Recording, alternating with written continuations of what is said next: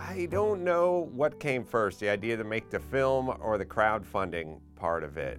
They both sort of came at the same time. The crowdfunding thing was just on the scene.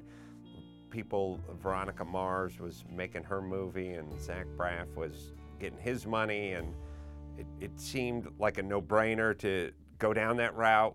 Hey, it's Adam Carolla, and you know, ever since Sports Illustrated called my last movie, The Hammer, the best sports comedy of 2008, people have been asking, when are you gonna make another movie, Ace?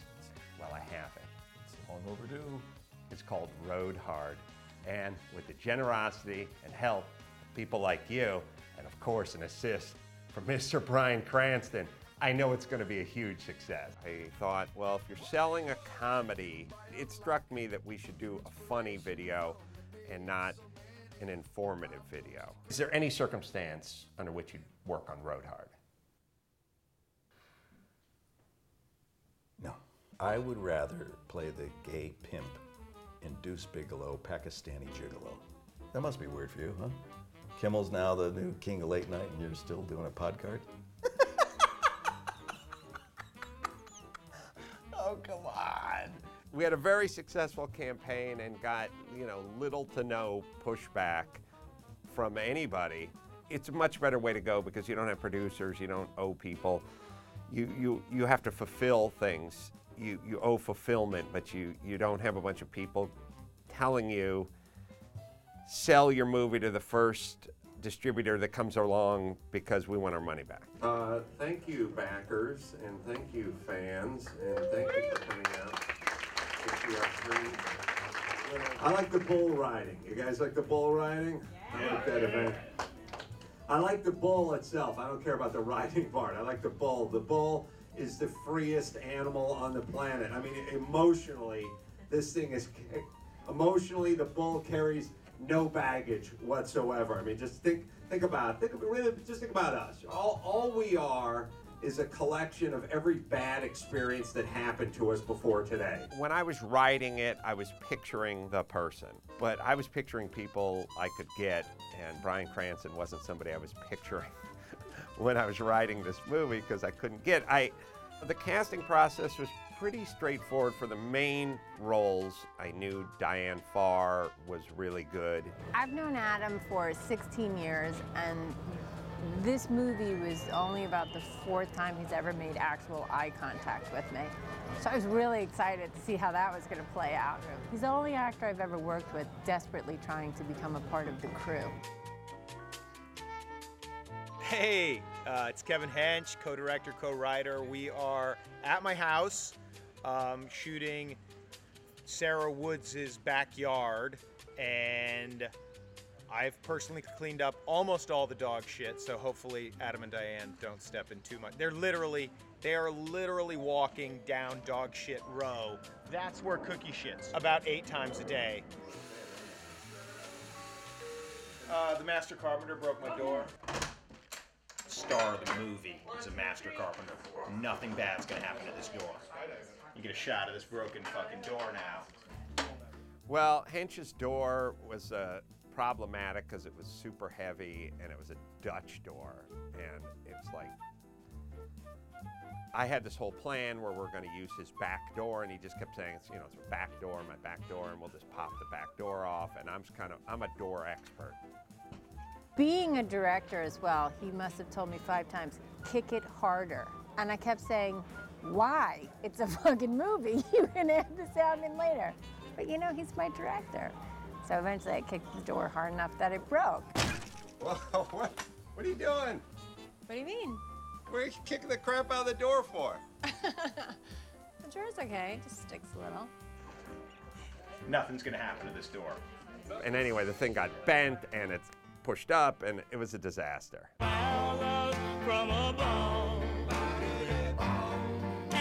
I've never acted with any of these people because I've never really acted, but take a guy like David Alan Grier and you give him good material, you don't need to audition him. Have you ever noticed how many pharmaceuticals would just make great names for black kids?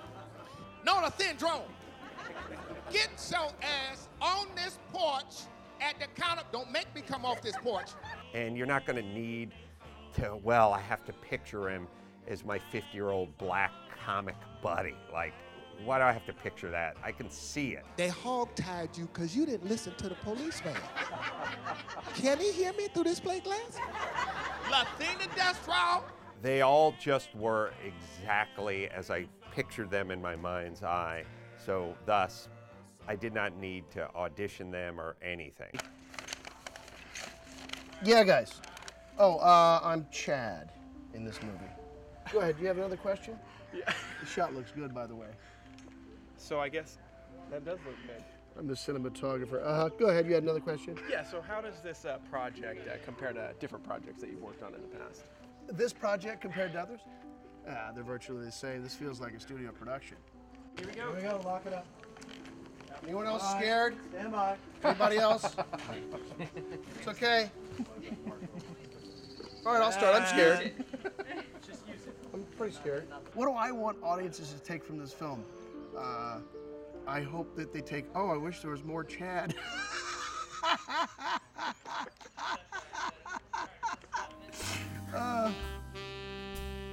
Had a bit of a creative, interesting kind of breakthrough with Larry and his wigs.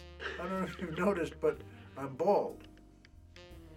We put a stupid wig on Larry, and we shot the scene. So I'm always wearing a toupee. And then I had what I thought was an interesting idea that we just ran with, which is, what if every scene he wore a different wig? So that was just him. Just funny. Get a load of this guy. He's always wearing something crazy. You know what? It seemed to work. For me and for Adam, it seemed to be funny in it, but not crazy. On Celebrity Barn Raising, he was the highest tested celebrity. Really? Huh? I tested as being the most high. I'm glad it's Adam's movie because he's good. I'm glad he asked me to be in it because I'm good. And for the next one, guess what? He'll still be good and I'll still be good. He comes up from like, he's got $1 million of them. He never stops. There he is. Howie Ryan Barkley. I'm Howie Mandel, and in this particular movie, I'm playing a character by the name of. Get out of the sides for a second. That's what we call you today. Howie Mandel. I'm sorry. Okay, ladies and gentlemen, the star and host of Renaissance Man, Bruce Madsen.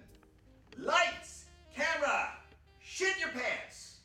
I'm not playing myself. I'm playing Howie Mandel with 2 L's. In real life, I'm Howie Mandel with 1 L. So what I did is for this part, a lot of people gain weight or pick up an accent for a part or train. I added another consonant to the end of my name for this part and only for this part. And as soon as it's finished, I'm gonna drop that L. Dr. Drew's really bummed that he couldn't be in the movie. Why couldn't he be in the movie? He's not a good actor, and I've told him, look, you're a doctor, you're a host, you're a heartthrob. Why do you have to be good at everything? You know, he's not a good actor. He just does not know how to do it. I've been with the man long enough. So Adam, you think I'm not a good actor?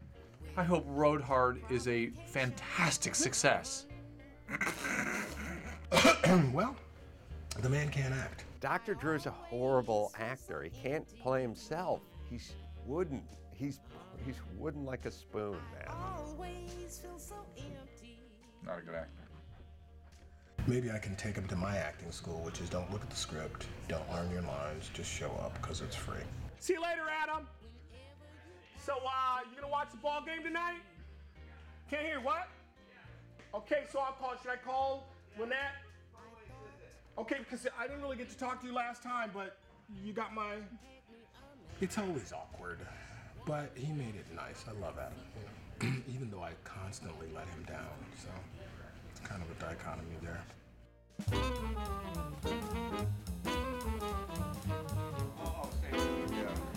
Yeah, that's good. So we'll come in a frame. I guess come in a frame like that. Yeah, I did get thrown over Jimmy Kimmel's desk a few times. I guess it was kind of a stunt where you throw a guy and he rolls over the top of a desk and you land on a pad. And I guess there's always the opportunity you could take one in the shin pretty good. Hey, fuck you, man. My brother's gay.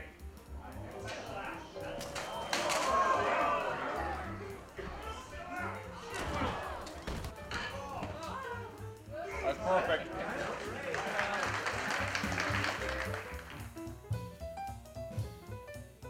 What's the service he provides?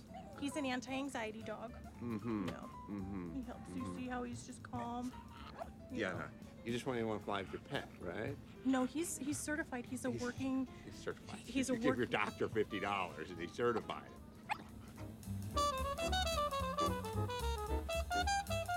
Hey everybody, Brad Williams here. I just got done doing my set for the movie Road Hard. This was a lot of fun. It's a great movie. What I've seen so far has been hilarious, and you guys are really gonna love it. What I love about this is I'm working with Adam Carolla, who I've been a fan of for years, and of course that makes me nervous, but excited at the same time. There's been several movies about comedians, but I really feel that this one grabs what it's really like. He was a New York Times best-selling author. You may remember him from Dude, Where's My Beer? He is the voice of Toe Jam on Saturday morning's Rumpus Rompers. He was named by Rolling Stone as a top 100 comedian of 1999. You recently saw him on Seriously, Do You Know Who I Am? And now, motherfuck me to death. All right, we're good. Are we happy with this language? I saw a child in her earlier. We okay? You see? Jimmy, what if we get it on a piece of paper for you? Who the fuck? I don't know who that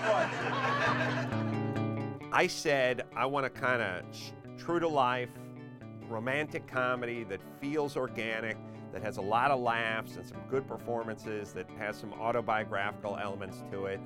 Went out and executed it and have a very solid 90-minute, full of laughs, medium to small size movie that I'm very proud of, that is exactly what we set out to do.